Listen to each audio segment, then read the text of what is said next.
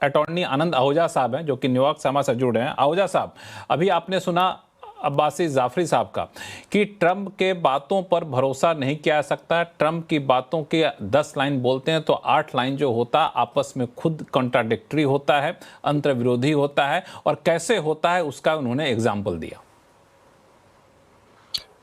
लक्ष्मण जी, आपका बहुत बहुत शुक्रिया कि आपने मुझे आज मौका दिया है। मैं कुछ सवाल, अगर आपकी इजाज़त हो, मेरे प्रोफेशन में एक चीज़ कही जाती है क्रॉस एग्जामिनेशन।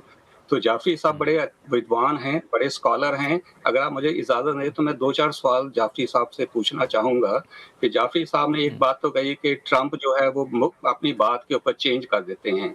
तो सबसे पहले तो ट्रंप साहब ने जो कहा है, सीज़ फायर की बात नहीं की है। उन्होंने ये कहा है कि मैं 5 दिन के लिए जो उसपे पावर उसके प्लांट पे अटैक होना था, उसको मैं डेफर कर रहा हूँ। उन्होंने सीज़ फायर की बात नहीं की है।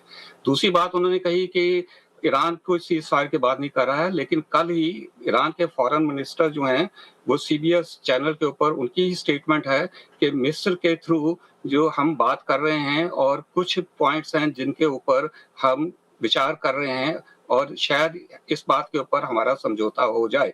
तो ये जाफरी साहब शायद जानते हैं। तीसरी बात, जाफरी साहब ने एक बात कही वार क्राइम्स की, तो मैं सिर्फ जाफरी साहब से 2 सवाल करूँगा। जाफरी साहब, मैं गुस्ताखी के लिए माफ़ी माँगूँगा आपसे, अगर मैं कुछ ऐसी गलत बात कह दूँ। आपको याद होगा कि इस्लाम के अंदर जो सबसे पहली लड़ाई है वो बदर की लड़ाई है, और उसमें हमज़ा को प्रॉफेट मोहम्मद ने इजाज़त सिर्फ इस कंडीशन पे दी थी लड़ाई करने की कि तुम पहले वादा करो कि बच्चे और बूढ़े और औरतें जो हैं उनको कोई नुकसान नहीं होगा। और उन्होंने सबसे पहले जो वार क्राइम की जो एस्टेब्लिशमेंट हुई है वो वहाँ से शुरू हुई है, बदर की लड़ाई से। लेकिन 7 अक्टूबर को जो इज़राइल के यहाँ पे हुआ, जो ईरान के कहने के ऊपर गाज़ा के अंदर हुआ, क्या वो इस्लामिक ट्रेडिशंस के खिलाफ था या वो इस्लामिक ट्रेडिशन को फॉलो करता हुआ था?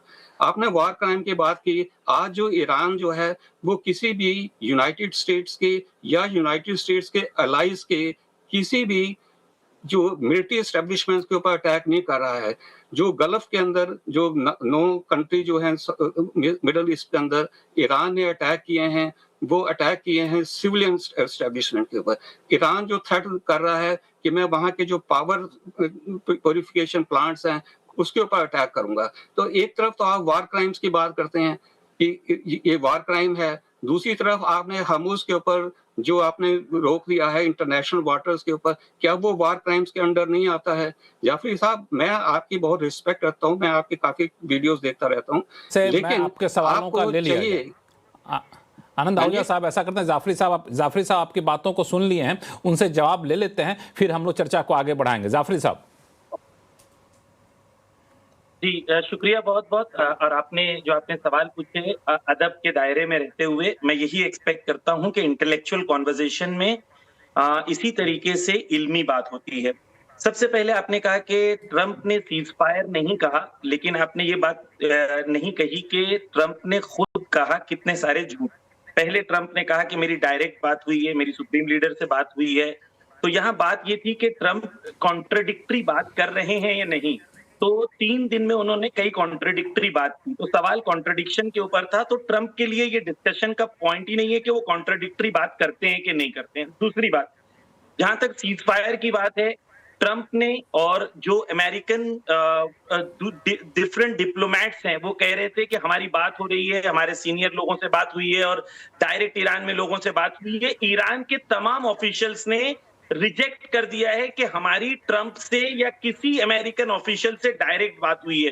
तो वंस अगेन ट्रंप जो कह रहे हैं वो झूठ है, ये साबित हो गया।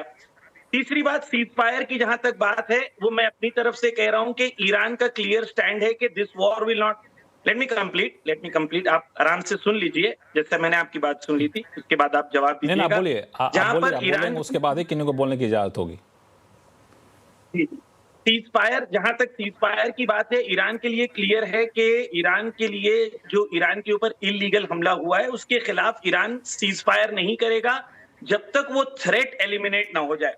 जहां तक वॉर क्राइम की बात की, तो देखें, जो मुल्क से हम लोग मुकाबला कर रहे हैं उसको आईसीसी ने खुद, इंटरनेशनल क्रिमिनल कोर्ट ने कहा है कि वॉर क्राइम और जेनोसाइड का वो घोषित हुआ है कि उसने जेनोसाइड किया है, 40,000 से ज्यादा बच्चों को मार दिया। मैं सॉरी आपका नाम भूल गया सर, मैं एक बार पढ़ लूं आपका नाम, आहूजा जी शायद सर नाम आपका है। आहूजा जी, आनंद आहूजा मैं साहब ये कहना हैं, चाहता हूं अटॉर्नी कि हैं न्यूयॉर्क से। जी जी, नाम क्या बताया आपने, एक बार फिर से बता दें। आनंद आहूजा साहब। आहूजा साहब, देखें आहूजा साहब, लैंसेट एक ब्रिटिश जर्नल है, बहुत दुनिया में मशहूर जर्नल है, उसमें कॉजेज ऑफ डेथ डिक्लेयर किया है। उसने कहा है बिटवीन 1971 एंड 2021, पिछले 50 सालों में अमेरिकन और यूरोपियन सैंक्शंस की वजह से 38 मिलियन लोग दुनिया में मारे जा चुके हैं, 3 करोड़ 80 लाख लोग। तो अमेरिका और इजराइल के जबान से वॉर क्राइम्स और एथिक्स और मोरालिटी, ये सब बातें ऐसा है जैसे कोई शराब बेच रहा है और शराब बेचने की कितने नुकसान है वो दुनिया को बता रहा है। तो ये बातों की तो कोई इसके अंदर फैक्ट्स बचते नहीं है। और आपने बहुत अच्छी बात की कि प्रॉफेट मोहम्मद सल्लल्लाहु अलैहि वसल्लम फर्स्ट इंसान दुनिया में थे जिन्होंने वॉर के कानून बयान किए और कहा कि अगर कोई वॉर में भाग रहा है तो उस पर हमला नहीं कर सकते, औरतों पे हमला नहीं कर सकते, निर्दोष लोगों को नहीं मार सकते हैं। एथिक्स ऑफ वॉर उन्होंने डिक्लेयर किया। सिर्फ इतना ही नहीं, बल्कि मक्का जब प्रॉफेट मोहम्मद दोबारा गए मक्का के ऊपर, जब दुश्मन कमजोर थे तो रसूल प्रॉफेट मोहम्मद के जो कंपेनियन थे उन्होंने कहा कि आज बदला लेने का दिन है। तो प्रॉफेट मोहम्मद ने उनका हाथ पकड़ के कहा कि आज बदला लेने का दिन नहीं है, माफ करने का दिन है। और कहा सबसे ज्यादा शक्तिशाली इंसान वो है जो उस वक्त माफ कर दे जिस वक्त उसके पास ताकत हो। तो ये प्रॉफेट मोहम्मद की टीचिंग है, आपने बताई, बिल्कुल सही बताई। जहां तक आपने कहा कि ईरान ने, लास्ट पॉइंट है मेरा जो आपके सवालों से रिलेटेड है, कि ईरान ने सिविलियंस पे हमला किया है, सिविलियन इंफ्रास्ट्रक्चर पे हमला किया है। ये ईरान ने कैटेगोरिकली रिजेक्ट किया है कि ईरान ने सिविलियन इंफ्रास्ट्रक्चर पे हमला किया है। ईरान का ऑफिशियल स्टेटमेंट निकलता है कि ईरान कहां कहां हमला करता है, पहले ऐलान करता है फिर उसके बाद हमला करता है।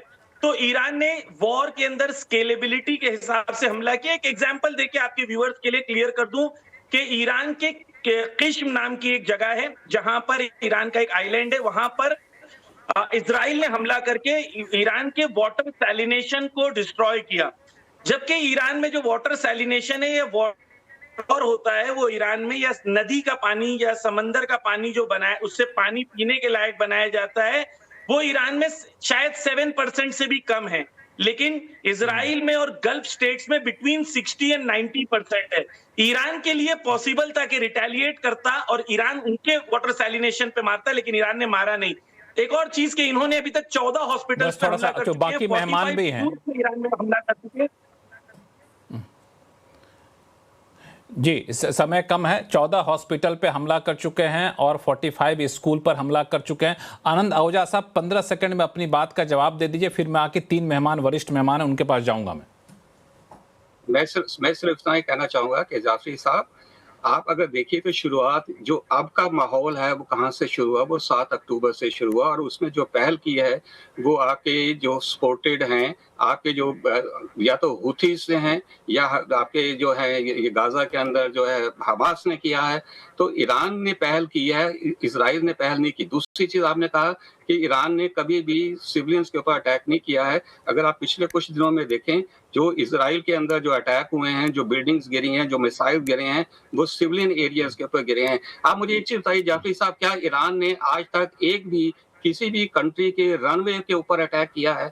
अगर किसी भी वार के अंदर, जैसे इंडिया ने ऑपरेशन सिंदूर के टाइम सबसे पहले क्या किया कि पाकिस्तान की जो रनवे था एयरपोर्ट के ऊपर उसको डिस्ट्रॉय किया। आपने किसी एक भी रनवे, आप मुझे बताइए कि आपने इस लड़ाई के अंदर एक भी रनवे को डिस्ट्रॉय किया? आपने तो आपने सिविलियन के इलाकों को डिस्ट्रॉय किया है। आप बात कर रहे हैं कि हम जो है वार क्राइम को फॉलो करते हैं। आपने अभी जो है अपना एग्जांपल दिया कि जो इस्लामिक टीचिंग रही हैं, इस्लाम जो सबसे पहले वर्ल्ड शुरू हुआ पाथ ऑफ पीस, आप उसी को ही उसके अगेंस्ट जा रहे हैं। मैं आपको इतनी एग्जांपल दे सकता हूं इस्लामिक लिटरेचर से और इस्लामिक थियोलॉजी से। क्योंकि बाकी मेहमानों को हम लाएंगे, चूंकि इस पे शो लंबा चला जाएगा। एक ही सेंटेंस। आज आपके जो लीडर्स हैं वो बंकर में छुप के बैठे हैं। करबला की लड़ाई के अंदर हजरत हुसैन के पास सिर्फ 72 सोल्जर थे और वो 72 सोल्जर के साथ लड़ाई में के अंदर आए। उनको मना किया गया कि आप लड़ाई आनंद में आहूजा मत जाइए, साहब, लेकिन वो उसके आनंद बाद आहूजा भी साहब, गए। करबला तो की लड़ाई तक हम लोग ना जाएं। हमें कुछ सीखना आनंद चाहिए। आहूजा साहब, हमें कभी करबला की लड़ाई तक हम लोग ना जाएं। हम सिर्फ इतना देखें कि ईरान के जिस स्कूल पर हमला हुआ जिसमें इतने सारे बच्चे मारे गए और इन्होंने एग्जाम्पल दिया, ये फैक्ट रखा, उसका जवाब क्या है? अमेरिकी वो उसका जवाब क्या है? दूसरा, ठीक है, ये सब्जेक्टिव हो सकता है, लेकिन 21 तारीख को डोनाल्ड ट्रंप ये कह रहे हैं भाई स्टेट ऑफ, हमने अपने मकसद को लगभग कामयाब कर लिया है, स्टेट ऑफ हॉर्मुज खुला रहना चाहिए, लेकिन वो खोले जो उसका इस्तेमाल करता है, हमें इसे लेना देना नहीं है। 24 घंटे बाद कहते हैं कि 48 घंटे के भीतर स्टेट ऑफ हॉर्मुज नहीं खोलते हैं, हम उन पर, हम उनके पावर इंफ्रास्ट्रक्चर पर हमला कर देंगे। उस